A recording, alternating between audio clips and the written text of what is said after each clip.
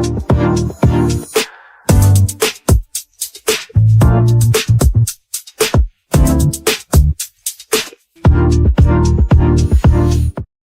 guys, welcome to my channel. As someone who has been into K-pop for quite a few years, I've seen my fair share of discussions about potential contract extensions for survival show groups, and there have always been very clear reasons as to why every attempt at an extension ultimately always failed. But things turned out differently for Kep1er, and as much as at first glance this might seem like a positive outcome, I actually think this will just end up damaging the group in the long run. So let's get into the video and see why.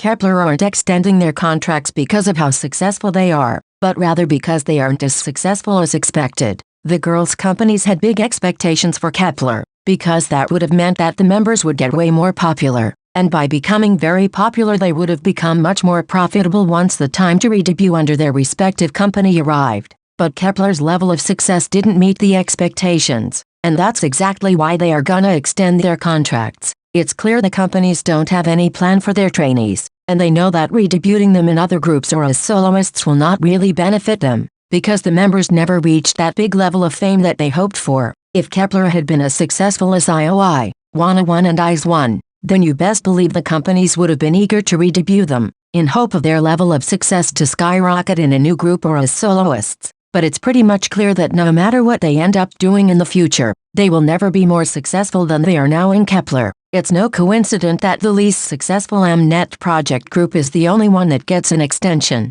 In one of my previous videos I mentioned how the more successful a project group is, the least likely is for them to extend their contract. And it turns out I wasn't wrong. The agencies are not confident in the girls being profitable outside of Kep1er, since none of them managed to gain the fame that other produced trainees who debuted gained in the past. You best believe that if Kep1er had achieved the same success as IZ*ONE, they would be disbanding with no hope for a contract renewal.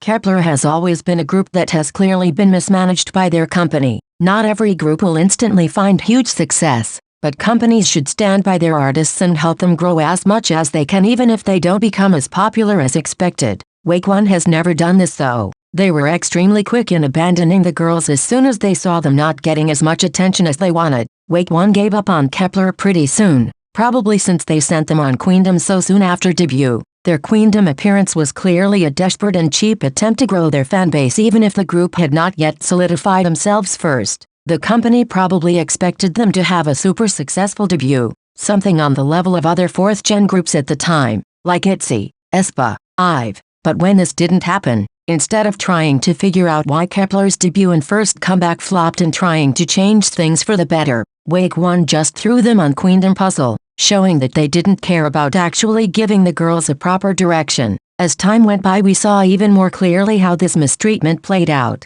especially when it came to certain members who always got the short end of the stick, girls that have always been underutilized and held back. But the most evident proof of mistreatment is the difference between Kep1er's treatment compared to other groups under Wake1, such as Zero Base One. It was instantly clear that Wake1 was putting more effort into them, both in terms of budget and in terms of opportunities and schedules. Zero Base One are not the ones to blame. They just happened to become more successful than Kep1er, so they became more profitable and that's why the company invests more in them. This whole mistreatment towards Kep1er is not something that went unnoticed. Everybody knows about it. Hardcore stans, casual listeners, and even people who almost know nothing about the group. Everybody has heard about the way they are mismanaged, and everybody complained about it and blamed Wake1. But now, all it took was a contract extension announcement, and it seems like everyone forgot about it. I see everybody celebrating, as if y'all weren't screaming about the members being mistreated just a couple of weeks ago. You guys lost the plot.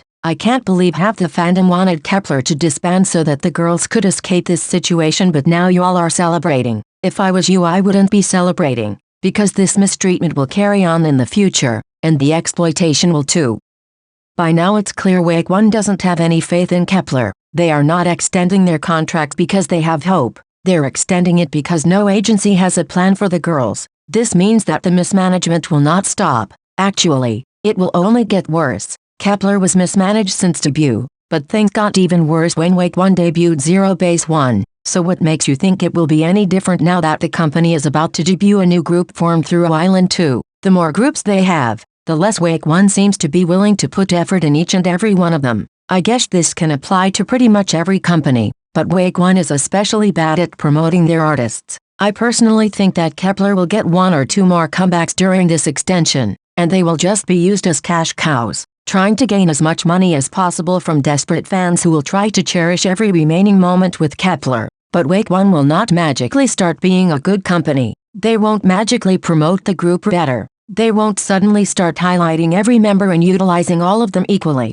The truth is that Wake1 already has Zero Base 1, who are one of the most popular boy groups in K-pop right now, and they will soon have the new Island 2 group, which will most likely include popular girls like Jimin, and that will draw a lot of attention, especially for being produced by Teddy, and Kep1er will keep on remaining in the shadows, neglected by their company and neglected by the general public. Nothing will change, and thinking this extension will somehow turn things around is just an illusion. Another problem this extension will cause might be negativity surrounding Mashiro and Yeseo going back to their companies. If you guys are somewhat familiar with other Mnet temporary groups, you will know just how bad the situation can get for those trainees who go back to their companies instead of partaking in the group activities. First it happened with IOI, then with 101, then with X1. Every time some of the members went back to their companies for some solo activities or activities with the group they were originally from, fans of the project group threw so much hatred on them. Some examples are IOI stans attacking Sejong and Mina for debuting in Guguden and Yeonjung debuting in WJSN while IOI was still promoting in a subunit, then Minhyun participating in schedules with New East while 101 was still active. And yet another example is Sunwoo that was attacked by X1 stans for simply hanging out with Victon, his original group. We all know how deranged survival show fandoms can be, and we've all seen just how hateful Kep1er's fandom is. So I expect part of the fandom to hate on Mashiro and Yeseo for joining Limelight. Some people will hold resentment towards them, maybe insinuating they care about Kep1er less than Limelight, that they no longer care about the other Kep1er members, even if it wasn't their company's choice and Mashiro and Yeseo personally wanted to withdraw from Kep1er. They have every right to do so, especially considering all the mismanagement they had to face in the past couple of years. However, I'm scared this will just create rivalry between fandoms of the two groups, and I don't want anyone to make the girls feel like they somewhat betrayed Kep1er, but I know some shitty people will try to make them feel bad about it.